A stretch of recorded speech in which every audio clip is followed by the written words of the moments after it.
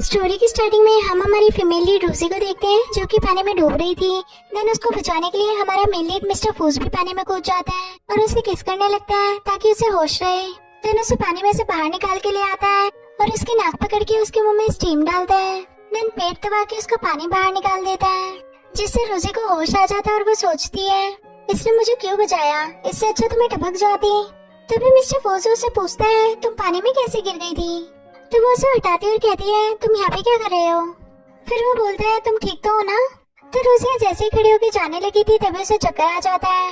तो मिस्टर फूस उसे बचा लेता है और गोद में उठा के अपने घर ले आता है।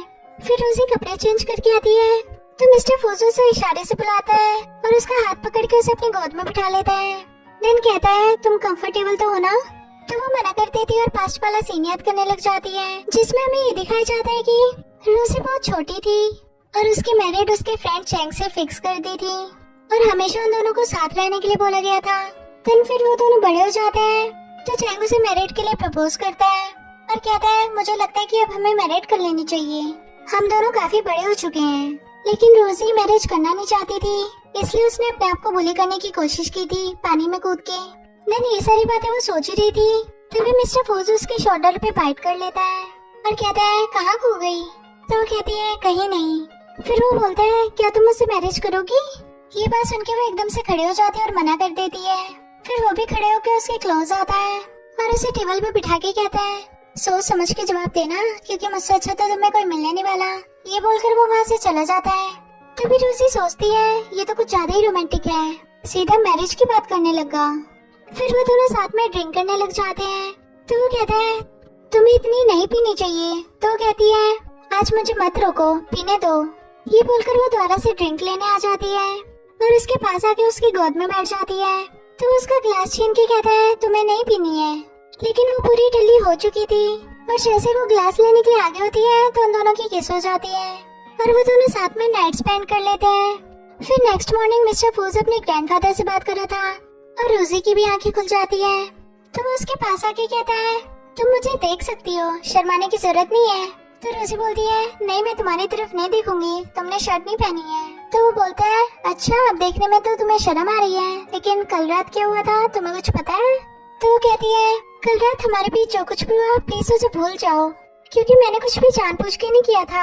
तो वो उसके क्लोज होके कहता है अच्छा भूल जाऊं, इतनी आसानी से कैसे भूल जाऊं।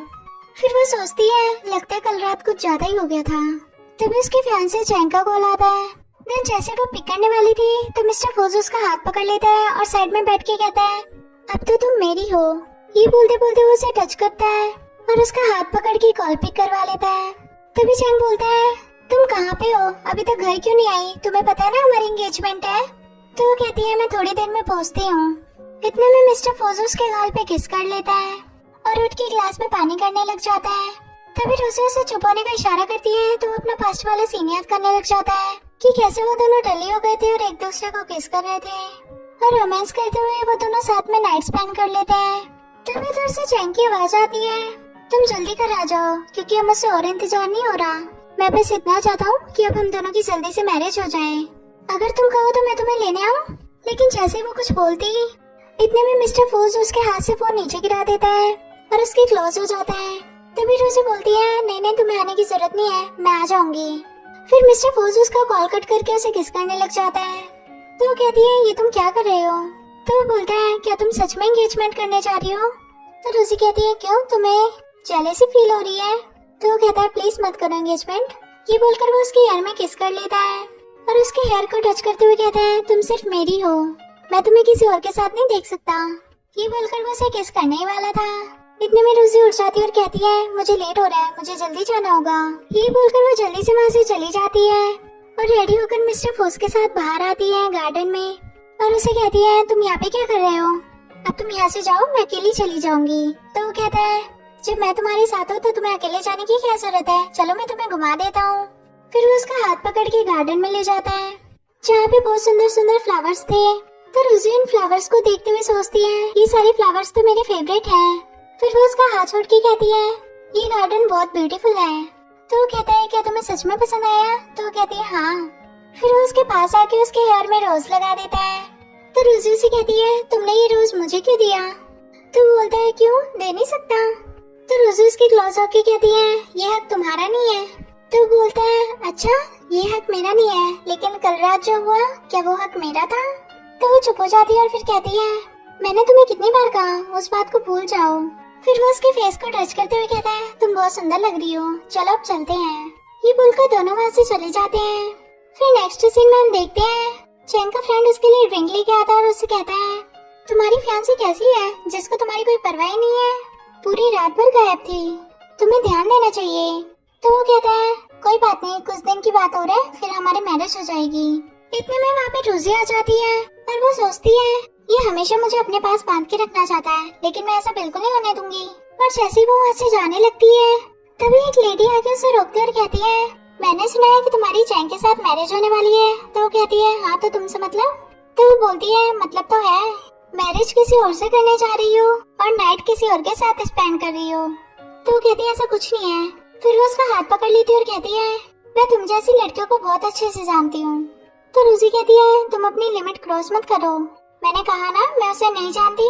तो वो कहती है नाटक करना बंद करो, मैं तुम्हें बहुत अच्छे से जानती हूँ, तुम्हारे मॉम डैड भी ऐसे होंगे ना इसलिए तुम ऐसी हो। ये सुनकर रोजी को गुस्सा आ जाता है और उसे थप्पड़ मार देती है। तो वो कहती है तुम्हारी इतनी हिम्मत? ये बोलकर वो उसे जैसे ही मारने वाली थी इतने में चैंग आकर उसका हाथ पकड़ लेता और कहता है ये तुम क्या कर रही हो? तो बोलती है मेरी कोई गलती नहीं है, ये जो कुछ भी हो रहा है सिर्फ तुम्हारी फैंसी की वजह से हो रहा है। तभी वहाँ पे मिस्टर फूस भी आ जाता है और उससे कहता है तुम कौन हो?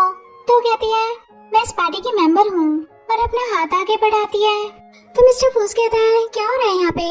तभी वो बताती है कि रोजी मेरी इंसल्ट करने पे लगी हुई है और मेरी फैमिली के बारे में भी उल्टा सीधा बोल रही है। तो वो उससे पूछता है तो वो कहती है ये झूठ बोल रही है, मैंने ऐसा कुछ भी नहीं कहा, बल्कि यही उल्टा सीधा बोल रही थी मुझे। तभी चैंग का फ्रेंड कहता है हमने तुम्हें पार्टी सेलिब्रेट करने के लिए बुलाया, न कि कोई तमाशा करने के लिए। तो वो कहती है ऐसा मैंने क्या कर दिया, तुम लोग मेरा साथ देने की वजह इसका साथ दे रहे हो। तो वो कहते हैं तुम जानती भी हो ये कौन है? ये चैंग की होने वाली वाइफ है और इन दोनों की बहुत जल्द मैरिज होने वाली है। तो कांग्रेचुलेशन करके वहाँ से चली जाती है। फिर चैंग उसका हाथ पकड़ के कहता है तुम ठीक तो हो ना? तो वो हाथ छुड़वा लेती है और कहती है मैं ठीक हूँ। फिर मिस्टर फोस वहाँ से चला जाता है। फिर चैंग उसे कहता है ये तुम्हारे हेयर में रोज किसने लगाया? तो वो कहती है मुझे बहुत पसंद है रोज, इसलिए मैंने खुद लगा लिया। तो उसका फ्रेंड कहता है मुझे पता है तुम सिस्टर इन लोगों को किसी के साथ नहीं देख सकते ना, इसलिए अब तुम्हें फ्लावर से भी जेलसी फील हो रही है। तो वो कहते हैं तुम अपने काम से काम रखो। ये बोलकर वो अपना कोट उतार के उसे उड़ा देता है, जिसकी वजह से उसके हेयर में से रोज निकल के नीचे गिर जाता है। लेकिन जैसे वो उठाने वाली थी तो उसे रोक देता और कहता है मैं तुम्हें दूसरा दिलवा दूंगा। ये बोलकर वो उसका हाथ पकड़ के ले जाता है। वही ग्रैंडफादर मिस्टर फोस के लिए अनाउंसमेंट कर रहे थे, जिसमें वो बताते हैं कि मिस्टर फोस ने कितनी मेहनत करके इतना नाम कमाया है और उनकी तरह सबको मेहनत करनी चाहिए। तो उसका फ्रेंड चैंग से कहता है कुछ सीखो। तो वो कहता है मुझे कुछ सीखने की जरूरत नहीं है, मुझे सब पता है क्या करना है मुझे। तभी वहाँ पे चैंग की गर्लफ्रेंड आती है और उसे कहती है मुझे तुमसे कुछ काम है, प्लीज 2 मिनट के लिए मेरे साथ चलो। तो वो ओके कहकर उसके साथ चला जाता है। फिर उसका फ्रेंड रोजी से कहता है ये लड़की कौन है? तो वो कहती है मुझे खुद नहीं पता। तो उसकी गर्लफ्रेंड उससे कहती है मुझे तुमसे कार की की चाहिए, मुझे कहीं जाना है। तो वो कहते हैं संभाल के जाना। ये बोलकर वो कार की कीज उसे दे देता है। वही दूसरी तरफ हम देखते हैं लूसी अकेली खड़ी थी। तभी मिस्टर फोस उसके पास आके उसका हाथ पकड़ के रूम में ले जाता है। तो कहती है ये तुम क्या कर रहे हो? तो उसके क्लोज होके कहता है मैं तो सिर्फ रोमांस कर रहा हूँ। फिर वो दोनों एक दूसरे को किस करने लग जाते हैं। तभी मिस्टर फोस बोलता है सच बताना, तुम्हारा भी मन कर रहा है ना? कोई बात नहीं, तुम कर सकती हो, शर्माने की जरूरत नहीं है। तो रूसी से दूर हटा के कहती है अपनी बकवास बंद करो, मेरी मैरिज किसी और के साथ होने वाली है। तो वो उसके क्लोज होके कहता है मुझे पता है कि तुम मुझसे मैरिज नहीं करना चाहती, अब बस भी करो, कब तक झूठ बोलोगी? तो रूसी उसे टच करते हुए कहती है हाँ तुमने सही बोला। ये बोलकर फिर वो दोनों एक दूसरे को किस करने लग जाते हैं। तभी वहाँ पर चैंग की आवाज आती है जो कि ऊपर आ रहा था। उसको देखकर रोजी मिस्टर फूस का हाथ पकड़ के रूम में ले आती है और डोर क्लोज कर देती है। फिर वहीं पर चैंग आके डोर नॉक करता और कहता है रोजी क्या तुम यहाँ पे हो? तो मिस्टर फूस बोलता है यहाँ पे कोई रोजी नहीं है, मैं हूँ। तो कहता है क्या मैं अंदर आ जाऊँ? तो कहता है मैंने तुम्हें अंदर आने की परमिशन नहीं दी, तुम्हें जो भी काम है बाहर से बोलो। इतने में रोजी उसे किस करती है तो उसे हटा के कहता है तुम्हें कुछ काम है तो जल्दी बोलो वरना जाओ यहाँ से। तो कहता है कुछ नहीं, बस आपसे कुछ इम्पोर्टेंट बात करनी थी, पर कोई बात नहीं मैं बाद में कर लूंगा। लेकिन अंदर से कुछ आंसर नहीं आता क्योंकि रोजी और मिस्टर फूस एक दूसरे को किस करने पे लगे हुए थे।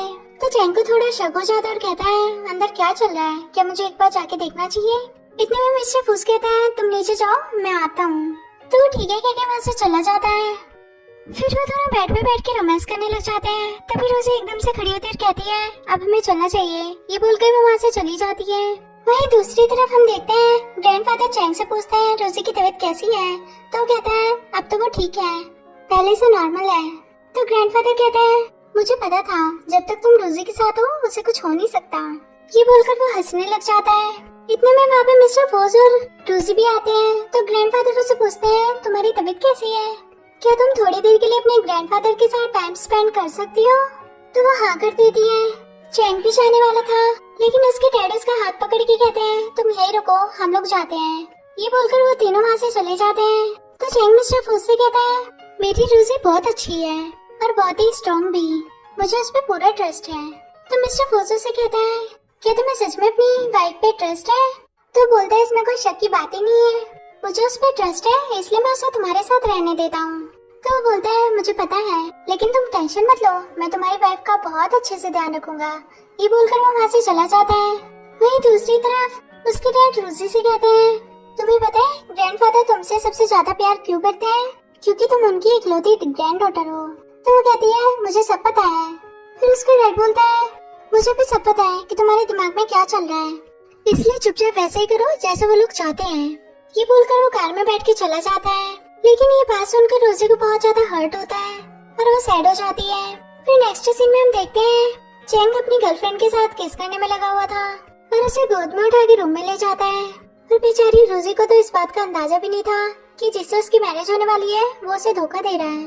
वो अपने ग्रैंडफादर के लिए उसे मैरिज करने के लिए मान जाती है। उसके ग्रैंडफादर उससे कहते हैं तुम्हें पता है जब तुम बहुत छोटी थी तुम्हारी मम्मी तुम्हें छोड़ के चली गई थी और तुम्हारे डैड भी तुम्हें ठीक से प्यार नहीं करते थे, बचपन से लेकर आज तक मैंने ही तुम्हें संभाला है।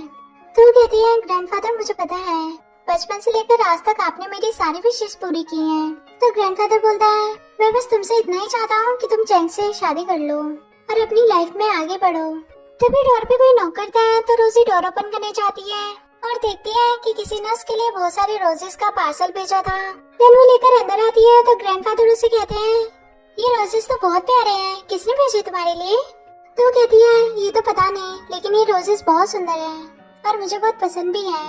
तो उसके ग्रैंडफादर कहते हैं ठीक है अब रात बहुत हो चुकी है, मैं जा रहा हूँ सोने, तुम भी आराम कर लेना।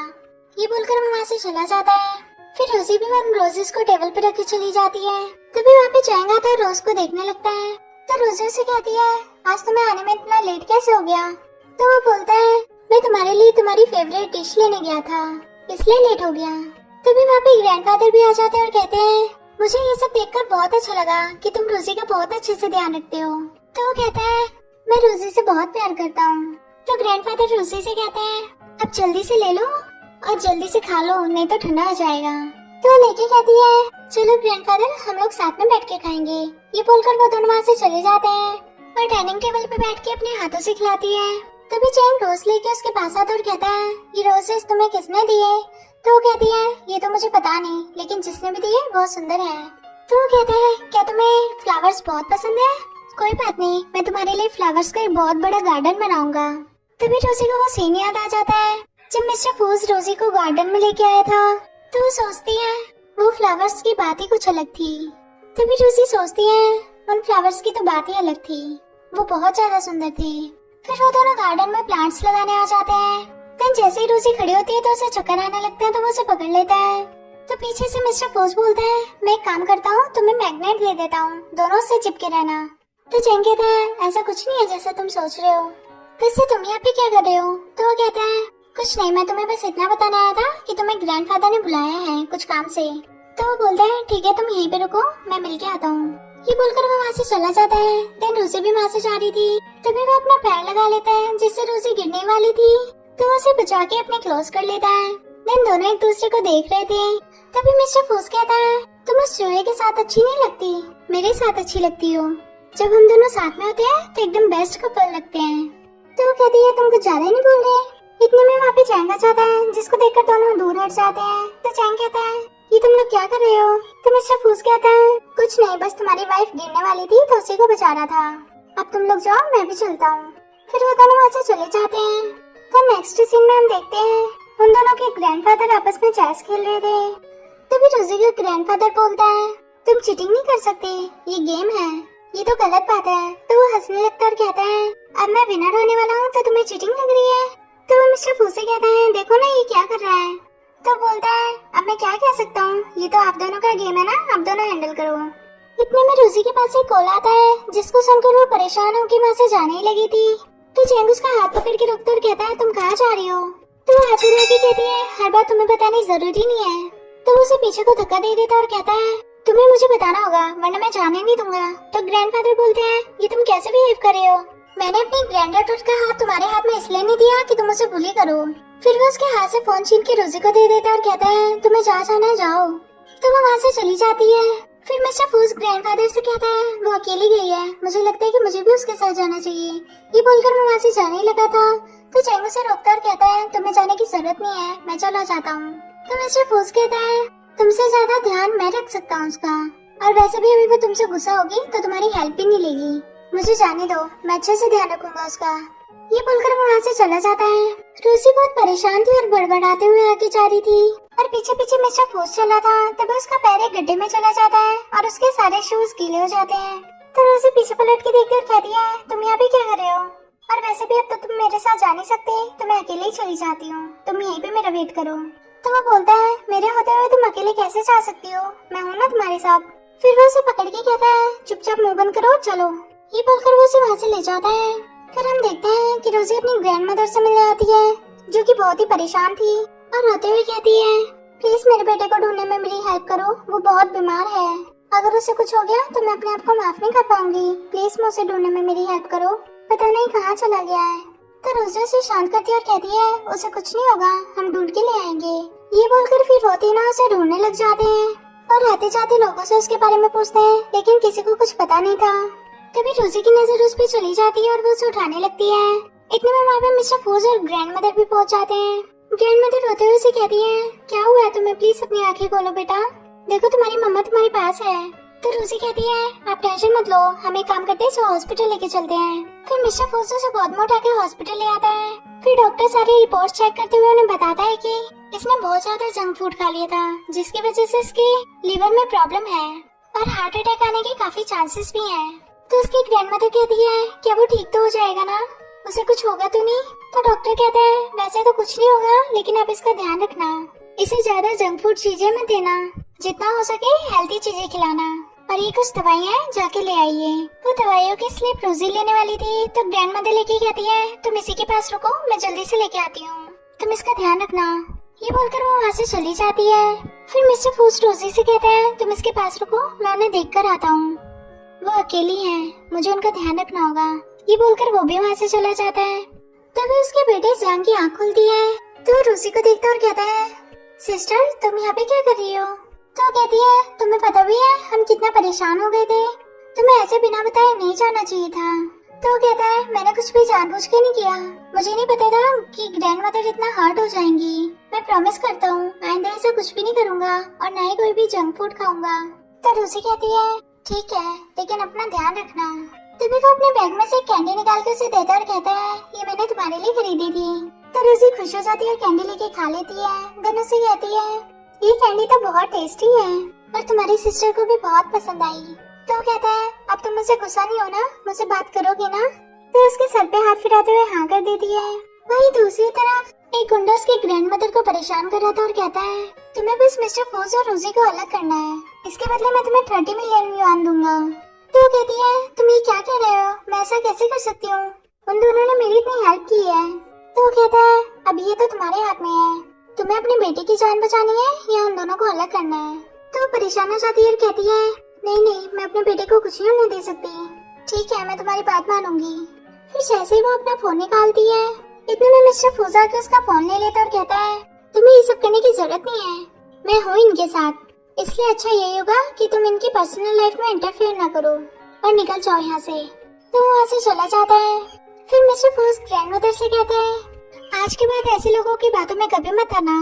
तो वो उसे थैंक यू बोलती है। फिर मिस्टर फूज उसे एक कार्ड निकाल के देता और कहता है, तुम्हें जितने पैसे चाहिए इसमें से यूज कर लेना। तो वो कहती है, ये मैं कैसे ले सकती हूँ। तो वो बोलता है तुम रख लो, और आगे कभी लाइफ में जरूरत पड़े तो इस नंबर पे मुझे कांटेक्ट कर लेना, मैं तुम्हें और पैसे भिजवा दूंगा।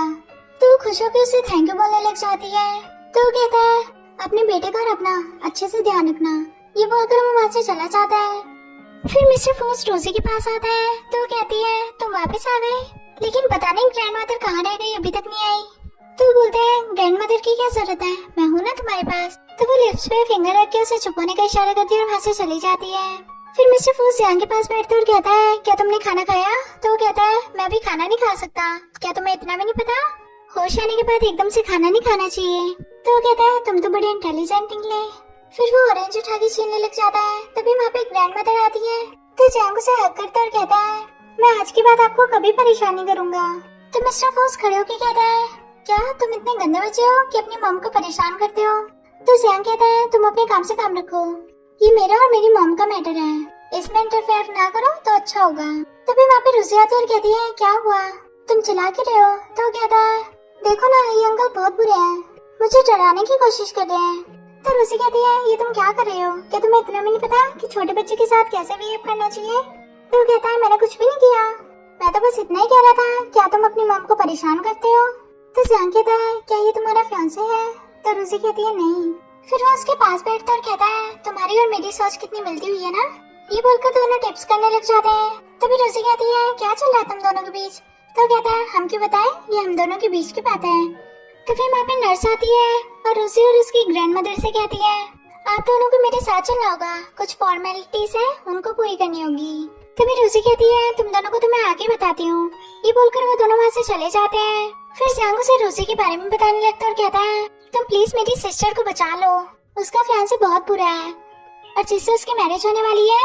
मेरी सिस्टर तो ये मैरिज करना नहीं चाहती, पर उस बेचारी को जबरदस्ती करना पड़ रहा है सिर्फ ग्रैंडफादर की वजह से। अब एक तुम ही हो जो इस मैरिज को रोक सकते हो, प्लीज मेरी सिस्टर की हेल्प करो। तू कहता है मुझे पूरी बात बताओ, हुआ क्या था? तू कहता है मेरी सिस्टर इस हॉस्पिटल में वर्क करती थी, वो एक सर्वेंट थी। तभी वो चैंग उसके पीछे पड़ गया था और बार बार उसे मैरिज करने के लिए बुली करता रहता है। लेकिन मुझे अच्छे से पता है मेरी सिस्टर उससे मैरिज नहीं करना चाहती, क्योंकि वो उसे पसंद ही नहीं है। तो उसके सिर पे मारते हुए कहता है तुम इतने छोटे हो और बातें इतनी बड़ी बड़ी करते हो। तो कहता है एक काम करो, तुम ही मेरे ब्रदर इन लॉ बन जाओ। तो कहता है इस बारे में हम बाद में बात करते हैं, अभी तुम सो जाओ, तुम्हें अभी आराम की जरूरत है। तो वो सो जाता है। फिर रुसी और मिस्टर फोर्स वहाँ से जा रहे थे, तभी उसके पास एक कॉल आता है जिसमें से उसकी आवाज आती है कि तुम दोनों की मैरिज हो चुकी है और वैसे भी तुम दोनों साथ में बहुत बेस्ट कपल लग रहे थे, मैं तो बहुत खुश हूँ। अब जल्दी से तुम एक साथ हो जाओ और मुझे मेरा ग्रैंड सन या ग्रैंड डॉटर दे दो। तो रुसी कहती है ये तुम क्या कह रही हो, ऐसा कुछ भी नहीं है। तभी मिस्टर फोर्स फोन लेके स्पीकर ऑन कर देता है, लेकिन रुसी को शर्म आती है और उससे फोन लेके वो कॉल कट कर देती है। देन उसे कहती है जैसे तुम सोच रहे हो ऐसा कुछ भी नहीं है। तो कहता है मैंने तो अभी तक कुछ सोचा भी नहीं, लेकिन उनकी बात को अगर देखा जाए तो वो सच कह रही थी, हम दोनों साथ में बहुत बेस्ट कपल लगते हैं। तो कहती है तुम्हें तो बस एक मौका चाहिए। तभी मिस्टर फोर्स कहता है तुम्हारा बर्थडे आने वाला है ना? तो कहती है तुम्हें कैसे पता? तो वो पास वाला सीन उसे बताता है और कहता है जब तुम छोटी थी तो तुम सो रही थी, तभी तुम नींद में बड़बड़ाने लगी कि तुम्हें अपने बर्थडे पर सिंगिंग करनी है, क्योंकि तुम्हें सिंगिंग बहुत पसंद है और उस वक्त मैं तुम्हारे साथ ही था। मैंने आगे प्रॉमिस किया था कि तुम्हारे बर्थडे पे सिंगिंग जरूर होगी। ये सुनकर रूसी थोड़ा नर्वस हो जाती है। तो कहता है चलो अब चलते हैं। ये बोलकर वो दोनों वहाँ से चले जाते हैं। फिर वो दोनों कार में बैठे हुए थे, तभी मिस्टर फोर्स से कहता है बहुत देर से देख रहा हूँ तुम्हें, खोई खोई लग रही हो, क्या सोच रही हो? तो वो कहती है मुझे कुछ समझ में नहीं आ रहा, मैं बहुत कंफ्यूज हूँ, मुझे चैंग से मैरिज करनी चाहिए कि नहीं? तो वो कहता है जो तुम्हारा दिल कहता है तुम वही करो। तो उसे कहती है तुम मेरी इतनी केयर क्यों करते हो? तो कहता है तुम मेरे लिए सबसे स्पेशल हो।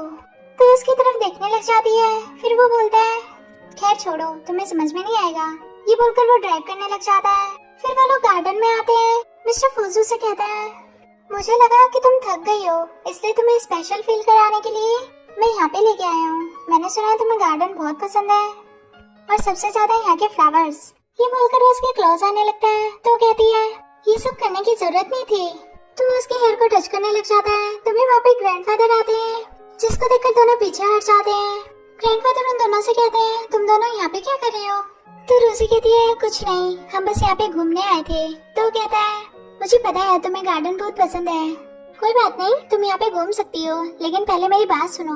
फिर वो उसके पास आके धीरे से कहता है, तुम्हें इसके साथ बहुत केयरफुली रहना होगा, अपना ध्यान रखना।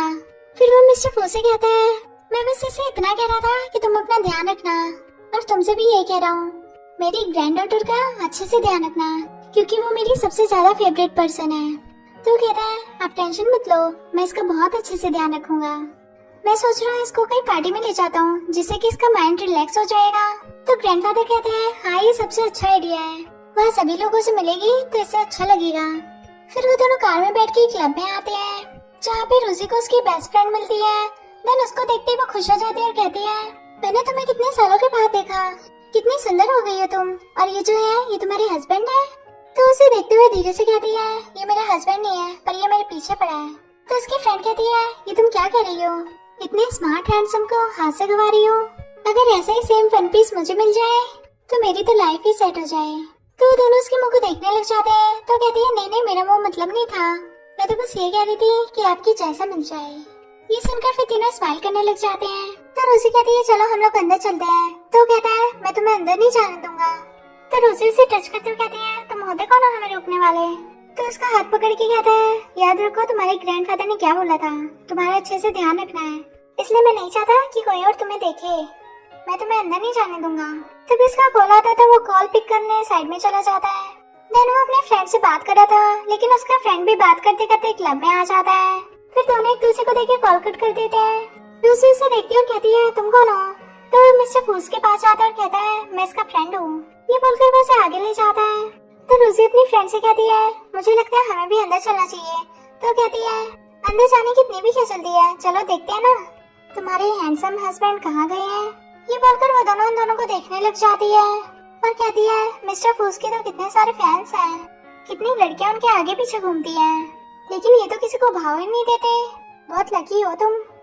तो वो कहती है, अपनी बकवास बंद करो, ऐसा कुछ भी नहीं है। ये बोलकर वो दोनों वैसे जा ही रही थी, तभी चैंगू से मिल जाता है। तो वो कहता है, तुम यहाँ पे क्या कर रही हो। तो रूसी कहती है, कुछ नहीं, हम बस यहाँ पे टाइम स्पेंड कर रहे हैं। तो उसे कार्ड देता और कहता है, तुम्हें जो कुछ भी करना है करो यहाँ पे, और ये कार्ड है, इसमें से तुम्हें जितने पैसे चाहिए तुम ले सकती हो। ये बोलकर वो वहाँ से चला जाता है। वहीं दूसरी तरफ चैंग की गर्लफ्रेंड उनके पास ही बैठी थी, तभी वो उसे कॉल करके बुलाता है। तो वो बहाना मार के वहाँ से चली जाती है। तो मिस्टर फूस कहता है, मुझे ये लड़की बहुत अजीब लगती है, पता नहीं क्यों ऐसा लगता है इसको देखकर, जैसे ये चैंग के पास कुछ ज्यादा ही मंडराती रहती है। तो उसका फ्रेंड कहता है, छोड़ो ना, हमें क्या करना। ये बोलकर वो दोनों ड्रिंक करने लग जाते हैं। फिर मिस्टर फूस वॉशरूम में फ्रेश होने के लिए जाता है, लेकिन वो देखता है कि डोर बहुत जोर जोर से हिल रहा था, क्योंकि अंदर चैंग और उसकी गर्लफ्रेंड रोमांस कर रहे थे, जिसकी वजह से वो बहुत ज्यादा इरिटेट हो रहा था। तो साइड में रखे एक बॉक्स को उठा के वहाँ पे रख देता है और वहाँ से चला जाता है। वहीं दूसरी तरफ हम देखते हैं लूसी और उसकी फ्रेंड अंदर बैठे हुए थे। तो उसकी फ्रेंड कहती है, देखो ना सभी लड़के कैसे हमारी हेल्प करने के लिए तैयार खड़े हैं, क्यों ना एक बार हमें भी मौका मार लेना चाहिए।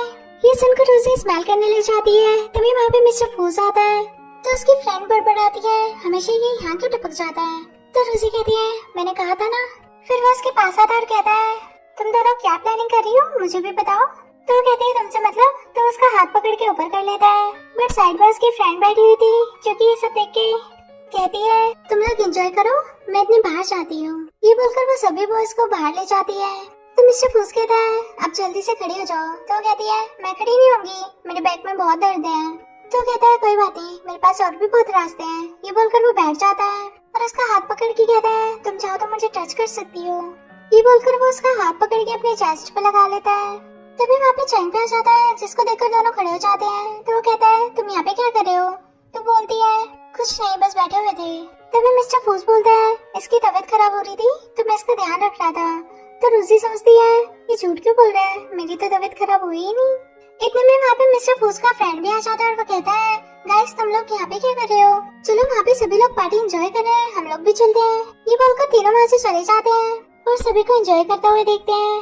तो उसका फ्रेंड कहता है, चलो गाइस हम लोग भी चलते हैं, देखने से कुछ नहीं होने वाला।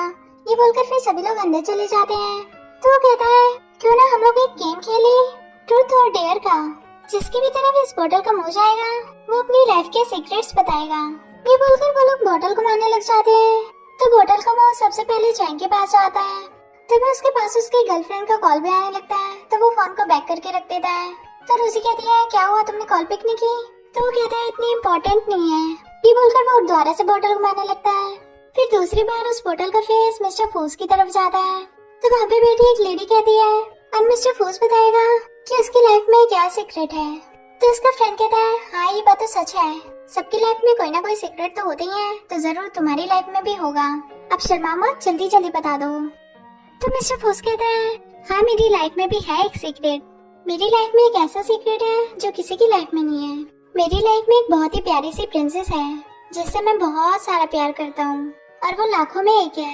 ऐसे करके वो लोग पार्टी एंजॉय कर लेते हैं। फिर चैंग रूसी से कहता है तुम मिस्टर फूस के साथ घर आ जाना, मुझे कुछ जरूरी काम से बाहर जाना है। तो कहती है कोई बात नहीं, मैं टैक्सी लेकर आ जाऊंगी। तो मिस्टर फूस कहता है कोई बात नहीं, तुम टेंशन मत लो, मैं रूसी को अपने साथ ले आऊंगा। फिर चैंग वहाँ से चला जाता है तो वो अपनी फ्रेंड का हाथ पकड़ के कहती है मैं तुम्हारे साथ चलती हूँ। पीछे से आके वो उसका हाथ पकड़ लेता और कहता है तुम्हें किसी के साथ जाने की जरूरत नहीं है और न ही टैक्सी लेके जाने की जरूरत है, तुम दोनों मेरे साथ चल सकती हो। तो उसकी फ्रेंड खुश हो जाती है और कहती है हाँ ये सही तो बोल रहे हैं, और वैसे भी इतनी रात को हमें टैक्सी कहाँ मिलेगी, हम लोग चलते हैं ना, प्लीज मान जाओ। तो रूसी कहती है अच्छा ठीक है हम लोग चलते हैं। ये सुनकर वो बहुत खुश हो जाती है। तो मिस्टर फूस उसे कार की कीज दे देता और कहता है हम लोग वेट करें, तुम कार लेके आओ। फिर रूसी की फ्रेंड और मिस्टर फूस वहाँ पे वेट कर रहे थे। तभी वो उसे कहता है क्या तुम मेरा एक काम करोगी। तो कहती है बोलो। तो कहती है कहीं ऐसा तो नहीं कि जिस प्रिंसेस की बात तुम कर रहे थे वो रूसी हो और तुम चाहते हो कि मैं तुम दोनों को मिलवा दूं? अगर ऐसा है तो पहले ही मुझे बता दो। तो कहता है ऐसा कुछ नहीं है, तुम अपना क्यूआर दिखाओ। तो फोन निकाल कर उसे क्यूआर दिखा देती है। देन उसके अकाउंट में 10 युआन ट्रांसफर कर देता है, जिसको देखकर वो खुश हो जाती है और कहती है तुमने मेरे अकाउंट में पैसे क्यों ट्रांसफर किए। तो वो कहता है तुम टैक्सी लेके चली जाना। तो कहती है थैंक यू सो मच, तुम दोनों एंजॉय करो, मैं टैक्सी लेके चली जाऊंगी। ये बोलकर वो वहाँ से चली जाती है। तो फिर रूसी वहाँ पे कार लेके आती है तो मिस्टर फूस अंदर बैठ जाता है, लेकिन वो अपनी फ्रेंड को ढूंढ रही थी और कहती है मेरी फ्रेंड कहाँ है। तो वो कहता है वो टैक्सी लेके घर चली गई। फिर वो अपनी और रूसी की फोटो खींच के सोशल मीडिया पे डाल देता है जिसपे बहुत सारे कमेंट्स आते हैं। तो रूसी कहती है ये तुम क्या कर रहे हो। तो कहता है चुप करके बैठी रहो, मुझे अपना काम करने दो। फिर रूसी उसे घर ड्रॉप कर देती है। देन वो कार में से उतर के उसे थैंक यू बोलता है। तो रूसी कहती है थैंक यू बोलने की जरूरत नहीं है, मैं चलती हूँ। ये बोलकर वो कार स्टार्ट करने लग जाती है, लेकिन कार स्टार्ट नहीं हो रही थी। तो कहती है अब इसको क्या हो गया, ये भी नखरे दिखाती है। फिर मिस्टर फूस उसे बाहर से फोन दिखाता और कहता है मैंने गाड़ी को लॉक कर दिया। तो कहती है तुम क्या बकवास कर रहे हो, जल्दी से गाड़ी का लॉक खोलो, मुझे वापस जाना है। तो कहता है अब रात बहुत हो चुकी है, वापस जाना तुम्हारे लिए सेफ नहीं होगा, तुम चाहो तो यहीं पे रुक के आराम कर सकती हो, सुबह चली जाना। तो कहती है मुझे पता है, पक्का ही तुम्हारी कोई प्लानिंग है। तो कहता है हमेशा उल्टा ही सोचना जरूरी नहीं है। फिर वो कार का गेट खोल के उसे पुश करती है, देन बाहर आके अंदर चली जाती है। फिर मिस्टर फूस उसका हाथ पकड़ के आराम से अंदर लेके आता और कहता है शोर मत करना, चुपचाप चलो। ये बोलकर वो उसे रूम में ले आता है जहाँ पे फ्लावर्स और बहुत सारी कैंडी रखी थी। ये देखकर उसे खुश हो जाती है और कहती है ये सब तुमने किया। तो कहता है हाँ ये सब मैंने किया, तुम्हें बहुत पसंद है ना, क्या तुम्हें ये सब अच्छा लगा। तो कहती है हाँ। फिर वो उसे एक नेकलेस देता है। तो कहती है इसकी क्या जरूरत थी। तो कहता है इस नेकलेस की जरूरत थी क्योंकि मैं अपने प्रिंसेस को नेकलेस गिफ्ट करना चाहता था, पर इसके बदले तुम्हें एक काम करना होगा, अब जल्दी से मुझे मीठी मीठी किसी दे दो। देन वो आँख बंद करके खड़ा हो जाता है और कहता है मैं वेट कर रहा हूँ। तो उसे कहती है अपनी बकवास बंद करो, रूम से बाहर निकलो। ये बोलकर वो उसे बाहर निकालने लग जाती है। तो कहता है तुम बहुत ही मतलबी हो, एक किसी तो मांगी थी वो भी नहीं दे सकी। फिर वो जल्दी से उसके हेड पे किस करके वहाँ से चला जाता है। देन उसे डोर क्लोज करके स्माइल करने लग जाती है। फिर नेक्स्ट सीन में हम देखते हैं मॉर्निंग हो चुकी थी और ग्रैंडफादर ब्रेकफास्ट कर रहे थे। तभी रूसी का मैसेज आता है कि रात बहुत हो चुकी है, अब आप जल्दी से जाके सो जाओ। तो बाहर जागते हुए देखता है और कहता है अब तो मॉर्निंग हो रही है, तो ये नाइट का मैसेज क्यों कर रही है। तभी वहाँ पे मिस्टर फूस आके बैठ जाता है। तो वो कहता है तुम लोग रात को कब आ गए थे, मुझे तो पता ही नहीं चला क्योंकि मैं सो गया था। तो वो कहता है हम थोड़ी देर बाद ही वापस आ गए थे। फिर उसका ग्रैंडफादर फोन में कुछ काम करने लग जाता है। देन जैसे मिस्टर फूस वहाँ से उठ के जा रहा था तो वो ग्रैंडफादर से कहता है रूसी अपने रूम में सो रही है क्योंकि रात को हम लेट आए थे तो वो थक गई थी। ये बोलकर वो वहाँ से चला जाता है। उसके जाने के बाद रूसी वहाँ पे आती है तो ग्रैंडफादर कहते हैं तुम उठ गई। तो वो गुड मॉर्निंग करती है। देन वहाँ पे बैठ जाती है और वहाँ पे बहुत सारा अलग अलग तरह का ब्रेकफास्ट था, जिसको देखकर वो सोचती है मुझे नहीं पता था कि ये इतनी अच्छी कुकिंग भी कर लेता है, वैसे वो मेरे लिए बहुत कुछ करता है, मुझे भी उसके लिए कुछ करना चाहिए। ये बोलकर फिर वो शॉपिंग मॉल में आती है जहाँ पे वो मिस्टर फूस के लिए टाई और कोट पसंद करती है। तभी वहाँ पे चैंग की गर्लफ्रेंड आती है और उससे कहती है तुम यहाँ पे क्या कर रही हो?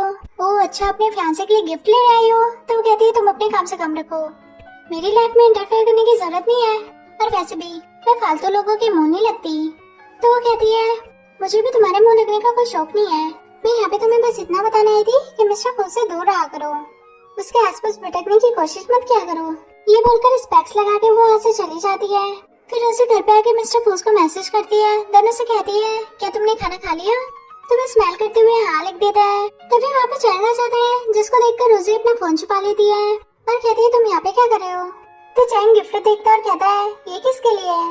जैसे ही वो उठाने वाला था तो रोजी उसे उठा के अपने पास रख लेती है और कहती है इसमें मेरी पर्सनल चीज है, इसे हाथ मत लगाओ। तो वो कहता है सॉरी मुझे पता नहीं था। ये बोलकर वो उसके पास बैठ जाता है और उसे कहता है अब हम दोनों की जल्दी मैरिज होने वाली है, फिर हम दोनों साथ में रहेंगे। तो वो कहती है मैरिज होने वाली है ना, अभी हुई तो नहीं ना। ये बोलकर वो वहाँ से उठ के चली जाती है। तो वो सोचता है इतना अजीब बिहेव क्यों कर रही है ये। फिर रोजी वो गिफ्ट लेकर मिस्टर फूज के पास आती है, देन उसे देते हुए कहती है तुमने आज तक मेरे लिए बहुत कुछ किया, इसलिए मेरी तरफ से ये छोटा सा गिफ्ट तुम्हारे लिए। तो उसे खोल के देखता है तो वो पूछती है कैसा लगा तुम्हें? तो बोलता है ठीक है। ये सुनकर वो सैड हो जाती है। तो वो कहता है क्या हुआ, तुम्हारा मुंह क्यों लटक गया? तो वो सोचती है मैं इतने प्यार से पसंद करके लेके आई और इसे सिर्फ ठीक लगा।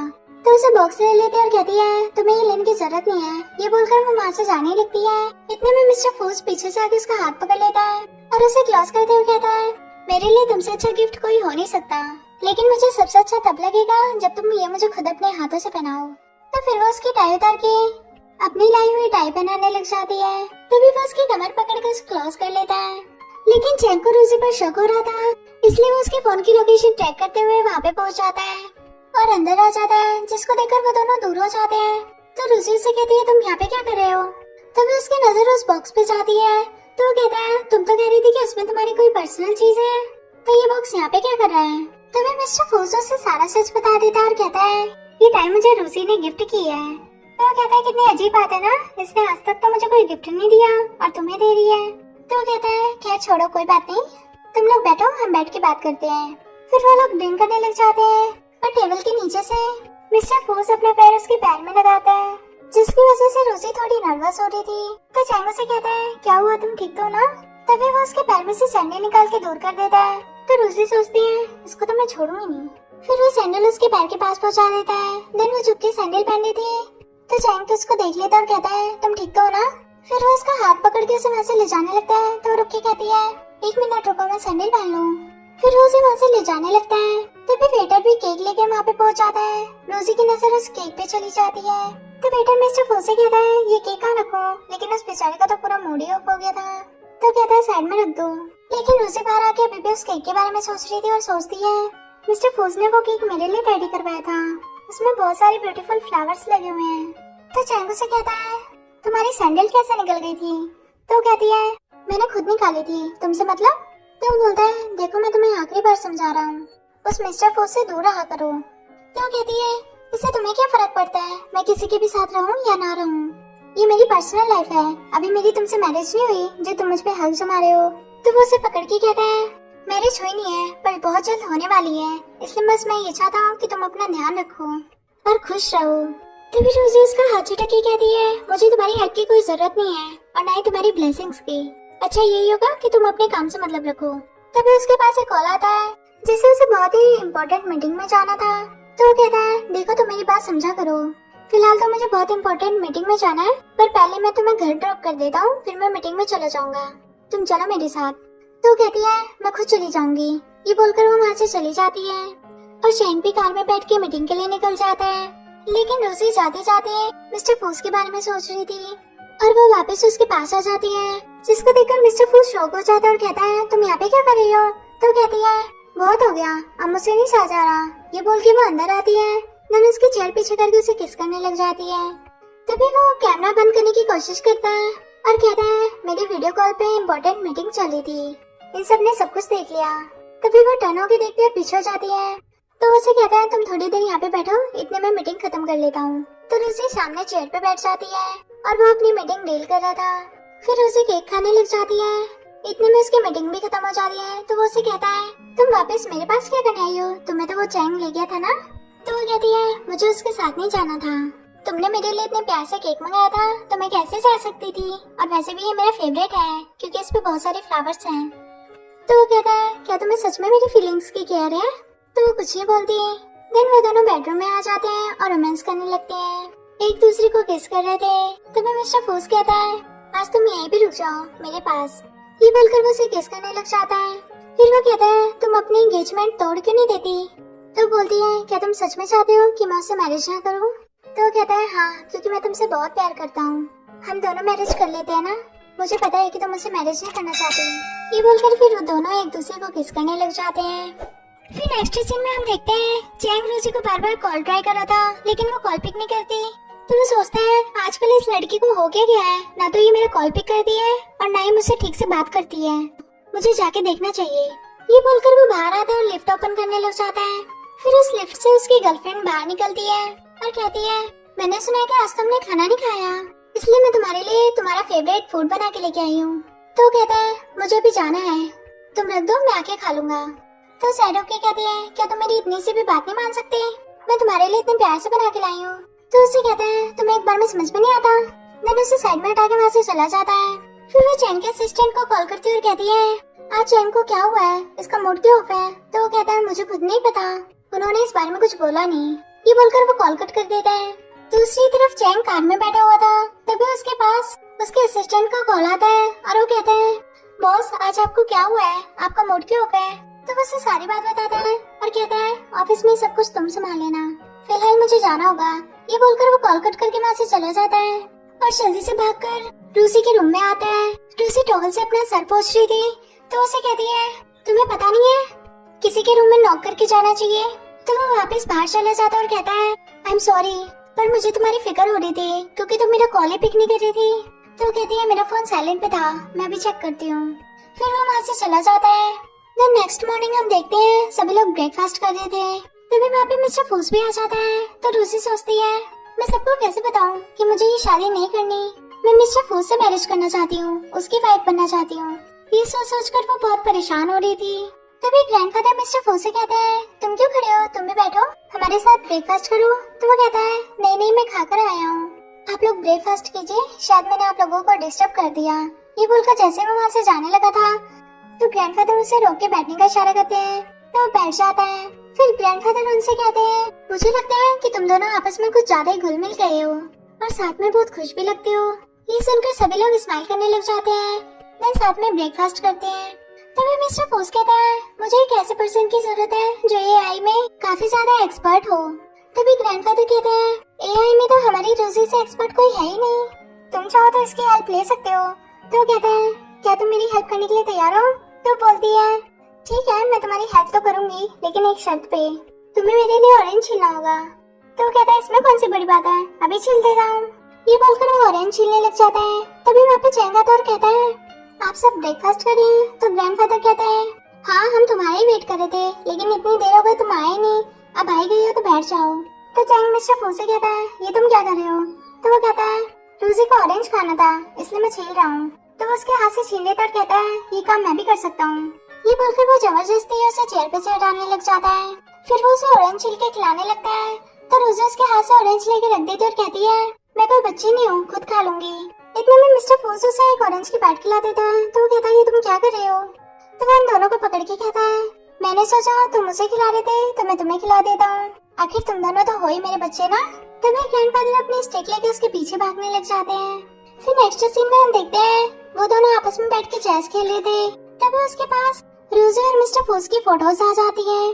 तो चैंग को कॉल करके कहता है तुम दोनों मैरिज कब करोगे, कहीं मामला हाथ से न निकल जाए। अच्छा यही होगा कि तुम दोनों जल्दी से जल्दी मैरिज कर लो।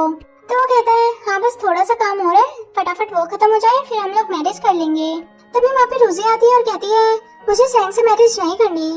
तो वो दोनों शौक हो जाते हैं और चैंग बोलता है ये तुम क्या कह रही हो, और उसको बहुत गुस्सा आ रहा था। तो ग्रैंडफादर उसे कहते हैं तुम्हें जो भी बोलना है चैंग से बोल सकती हो, वो वीडियो कॉल पे है। ये बोलकर वो फोन उसके हाथ में दे देता है। तो चैंग उसे कहता है क्या हुआ, तुम शादी करने के लिए मना क्यों कर रही हो? मुझसे कोई गलती हुई है तो मुझे माफ कर दो, प्लीज इस मैरिज के लिए मना मत करो। तो वो कहती है माफी मांगने की जरूरत नहीं है, मैं सच में तुमसे मैरिज नहीं करना चाहती। ये बोलकर वो कॉल कट कर देती है। फिर ग्रैंडफादर उस पर गुस्सा करते और कहते हैं, ये तुमने क्या किया, मैरिज के लिए मना क्यों कर दिया, इससे अच्छा लड़का तुम्हें कहीं नहीं मिलेगा, ये तुम्हारी बहुत केयर करता है और तुमने इसी को मना कर दिया। तो रोजी कहती है, ये मेरा लास्ट डिसीजन है, मैं इससे मैरिज नहीं करूंगी। ये बोलकर वो वहाँ से चली जाती है। फिर नेक्स्ट सीन में हम देखते हैं रोजी मिस्टर फूस के साथ वहाँ आती है, बट ग्रैंडफादर वहाँ से जा रहे थे। रोजी उन्हें बोलती है तो वो सुनते नहीं है और वहाँ से चले जाते हैं। फिर वो दोनों भी उनके पीछे पीछे चले जाते हैं। ग्रैंडफादर चैंग के घर आते हैं और आगे से कहते हैं, तुम्हारी हिम्मत कैसे हुई मेरी ग्रैंड डॉटर को धोखा देने की। तो वो कहता है, ये आप क्या कह रहे हैं। तो वो न्यूज़पेपर पटक के मारता है और कहता है, देखो इसे। देन उसका डैड न्यूज़पेपर उठा के देखता है तो उसमें चैंग और उसकी गर्लफ्रेंड की फोटो छपी हुई थी। तो उसे कहता है, ये सब क्या है, मुझे उम्मीद नहीं थी तुम ऐसा भी कर सकते हो। ये बोलकर वो न्यूज़पेपर उसके ऊपर फेंक के मारता है। तो चैंग कहता है, ऐसा कुछ भी नहीं है जैसा आप लोग सोच रहे हैं, ये सब कुछ झूठ है। तो ग्रैंडफादर कहता है, ये सब कुछ झूठ नहीं है, सच है, मुझे नहीं पता था तुम धोखेबाज निकलोगे। अच्छी बात है कि मेरी ग्रैंड डॉटर ने तुम्हारे साथ मैरिज नहीं की, तुम मेरी ग्रैंड डॉटर के लायक नहीं हो। ये बोलकर वो उसे पुश कर देता है। इतना गुस्सा करने की वजह से उनको पैनिक अटैक आ जाता है। फिर वो लोग उसे हॉस्पिटल में एडमिट करते हैं। उसे होश आता है तो वो रोजी का हाथ पकड़ के कहता है, मुझे माफ करना मेरी बच्ची, मैं तुम्हारी देखभाल अच्छे से नहीं कर पाया, मैं बहुत गलत इंसान के हाथों में तुम्हारा हाथ देने वाला था। मैं बहुत खुश हूँ कि इससे तुम्हारी मैरिज नहीं हुई, वरना तो तुम्हारी लाइफ बर्बाद हो जाती। प्लीज अपने ग्रैंडफादर को माफ कर दो।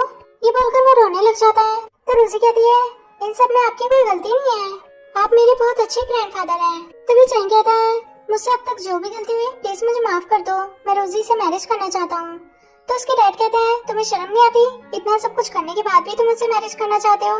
ग्रैंडफादर कहते हैं, नहीं अब मैं ऐसा नहीं होने दूंगा, मैं अपनी ग्रैंड डॉटर की मैरिज तुमसे नहीं कर पाऊंगा, दूर हो जाओ मेरी नजरों से। तभी उसे खांसी होने लगती है। फिर उसका डैड उसे पकड़ के बाहर निकाल देता है। फिर नेक्स्ट सीन में हम देखते हैं रोजी हॉस्पिटल से रिपोर्ट्स लेके जा रही थी। तभी चैंग की गर्लफ्रेंड वहाँ पे आती है और कहती है, तुम यहाँ पे क्या कर रही हो। तो कहती है, मैं तुम्हारी बातों का जवाब देना जरूरी नहीं समझती। ये बोलकर वो वहाँ से जाने लगी थी तो उसका हाथ पकड़ के कहती है, ओ मैंने सुना तुम्हारी मैरिज टूट गई, वैसे अच्छी बात है ना, तुम दोनों साथ में अच्छे भी नहीं लगते थे, चैंग तो सिर्फ मेरे साथ अच्छा लगता है, और वैसे भी हमने काफी रातें साथ में स्पेंड की है, तो मुझे लगा एक बार मैं चेकअप करा लेती हूँ। मेरी कमर में बहुत दर्द रहता है और मुझे वोमिटिंग जैसा भी फील हो रहा था। तभी चैंग पीछे से आके उसका हाथ पकड़ता है और कहता है, ये तुम क्या बकवास कर रही हो। तो वो कहती है, मैं प्रेग्नेंट हूँ। तो चैंग कहता है, ऐसा कैसे हो सकता है, ये नहीं हो सकता। तो उसका हाथ पकड़ के उसके हाथ में रिपोर्ट्स देती है और कहती है, अगर तुम्हें बिलीव नहीं हो रहा तो तुम चेक कर सकते हो। ये सब सुनकर रोजी वहाँ से चली जाती है। फिर चैंग अपनी गर्लफ्रेंड से कहता है, मुझे पता है तुम सब कुछ झूठ बोल रही हो, ये सब बकवास है। ये बोलकर वो रिपोर्ट फेंक के वहाँ से चला जाता है। तभी चैंग बाहर आता है और मिस्टर फू से कहता है, प्लीज एक बार मुझे रोजी से मिलने दो, मुझे उससे बहुत जरूरी बात करनी है। तो वो कहता है, मैंने तो मना नहीं किया, अगर वो बात करना चाहती है तो तुम करके देख सकते हो। तो जैसे ही रोजी के पास बात करने के लिए जाता है तो कार का शीशा क्लोज कर लेती है। तभी मिस्टर फूस कहता है, तुम्हें पता तो चल ही गया होगा कि वो तुमसे बात करना चाहती है कि नहीं। ये बोलकर वो उसे पुश कर देता है, और वैसे भी अब तुम्हारा कोई हक नहीं है रोजी से बात करने का, तुमने उसको हर्ट किया है, उसकी फीलिंग्स के साथ खेला। तो वो कहता है, ऐसा कुछ भी नहीं है, ये सब झूठ है, मैंने उसकी फीलिंग्स के साथ नहीं खेला, मैं सच में उससे बहुत प्यार करता हूँ। तो मिस्टर फूस कहता है, मैं तुम्हें लास्ट वार्निंग दे रहा हूँ, रोजी से दूर रहना, वरना अच्छा नहीं होगा। जैसे ही वो जाने लगता है तो चैंग उसका हाथ पकड़ के कहता है, रोजी मेरी है और इसको तो मैं हर हाल में पाके रहूंगा। तो वो कहता है, हिम्मत है तो कोशिश करके देख लो। ये बोलकर वो कार में बैठ के वहाँ से चला जाता है। वो देखते हैं कि रोजी बहुत अपसेट थी। देन वो उसे नैपकिन देते हुए कहता है, रोना बंद करो और सैड मत हो। तो कहती है, मैं सैड नहीं हूँ, और वैसे भी जो हुआ अच्छा हुआ। फिर रोजी घर पे आके देखती है तो सारा सामान इधर उधर फैला हुआ था और चैंग नीचे पड़ा था। फिर वो उसके पास आके उसे उठा के ऊपर बिठाती है और उसे दवाई लगाने लगती है। तो चैंग कहता है, जब तुम मुझसे मैरिज ही नहीं करना चाहती तो क्या फायदा इस चोट पे दवाई लगाने का, प्लीज मुझ पे ट्रस्ट करो, मैंने ऐसा कुछ भी नहीं किया। लेकिन वो कुछ नहीं बोलती और चुपचाप उसको दवाई लगा रही थी। तभी वहाँ पे मिस्टर फूस भी आ जाता है और चुपके उनकी बातें सुनने लगता है। चैंग कहता है, प्लीज मुझे एक मौका देके तो देखो, मैं इस बार पक्का तुम्हारा ट्रस्ट नहीं तोड़ूंगा। तो वो कहती है, अब मैं तुम्हें भूल जानना चाहती हूँ, मैं तुमसे मैरिज नहीं करना चाहती। लेकिन वो उसे पकड़ के जबरदस्ती हक करने लगता है। तो रूसी चिल्लाती और कहती है, छोड़ो मुझे। ये बोलकर वो खड़ी हो जाती है और कहती है, तुम अपना ध्यान रखना, मैं जा रही हूँ। ये बोलकर वो वहाँ से चली जाती है। तभी मिस्टर फोज उसका हाथ पकड़ के साइड में कर लेता है और उसके क्लोज होके कहता है, अब तो तुम सच बता दो कि तुम मुझसे प्यार करती हो। मैं बहुत परेशान हूँ ये सोच सोच के कि तुम फिर से उसकी न हो जाओ। प्लीज मुझसे मैरिज कर लो ना। तो रोजी कहती है मुझे नहीं लगता कि चैंग ने कुछ किया होगा, कहीं ऐसा तो नहीं वो सच बोल रहा है और वो लड़की उसे जानबूझ के फंसाना चाहती हो। ये सुनकर मिस्टर फूस को गुस्सा आ जाता है और वो कहता है तुम अभी भी उसके पीछे ही पड़ी हो, प्रूफ देने के बाद भी तुम्हें समझ में नहीं आता कि वो लड़का तुम्हें चीट कर रहा है। तो रोजी कहती है तुम गुस्सा क्यों हो रहे हो, जो मुझे लगा मैंने वही बोल दिया। तभी वहाँ से चैंग जा रहा था, जिसको देखकर मिस्टर फूस उसे कहता है अगर मैं तुम्हें थोड़ा सा भी अच्छा लगता हूँ तो तुम मुझे किस करो। तभी रोजी उसे किस कर लेती है। ये सब चैंग देख लेता है और गुस्से से आके मिस्टर फूस को पकड़ के वहाँ से हटाता है और उसको थप्पड़ मारता है और कहता है तुम्हारी हिम्मत कैसे हुई रोजी को छूने की। तो वो कहता है क्यों तुम्हें क्या इतना दर्द हो रहा है। तो वो बोलता है रोजी मेरी है।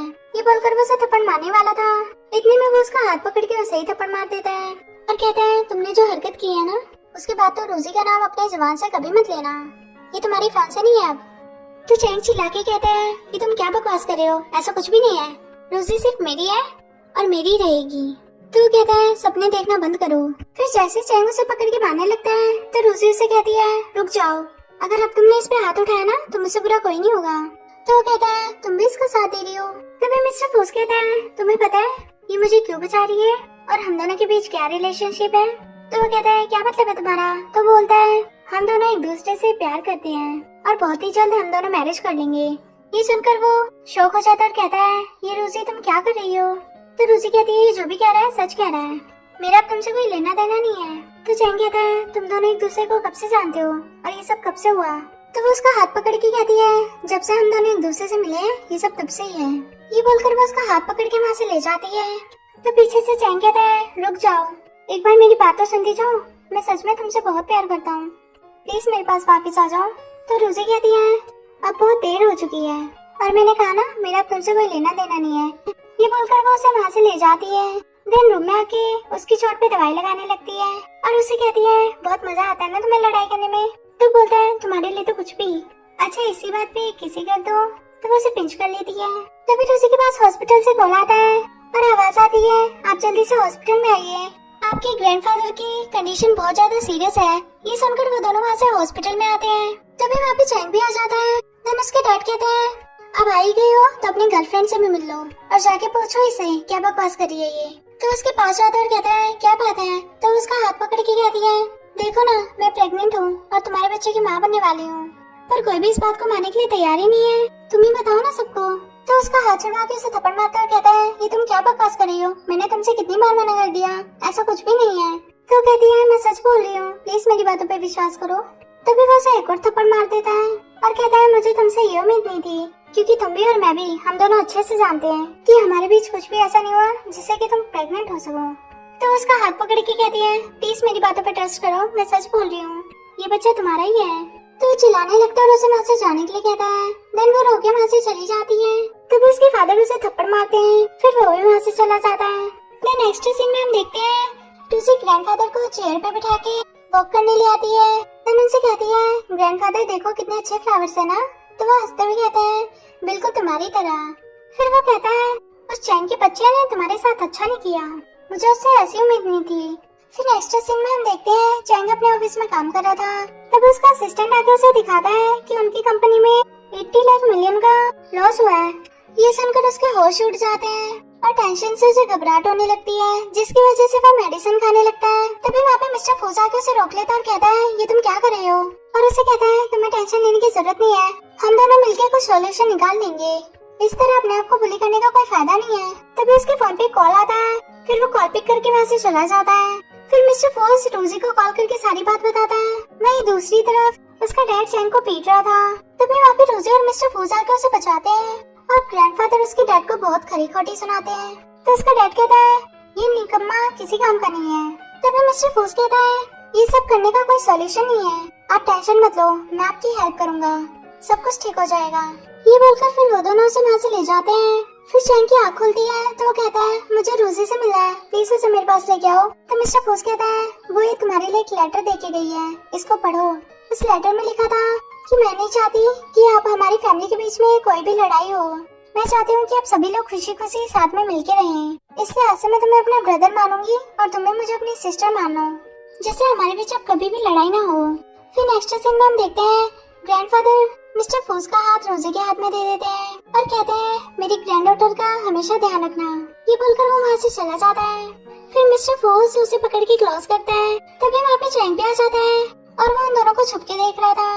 मिस्टर फोर्स उसे कहता है, अब तो मेरी प्रिंसेस हमेशा के लिए मेरी हो गई, तो अब मैं जब भी चाहूँ उसे किसी ले सकता हूँ और वो मुझे मना भी नहीं कर पाएगी। तो वो कहती है, अच्छा तो ये बात है, रुको तुम्हें तो अभी बताती हूँ। ये बोलकर फिर वो उसे पकड़ने लग जाती है। वो आगे आगे भाग रहा था और वो पीछे पीछे। फिर वो दोनों हमेशा के लिए एक हो जाते हैं। इसी के साथ हमारी स्टोरी का भी एंड होता है।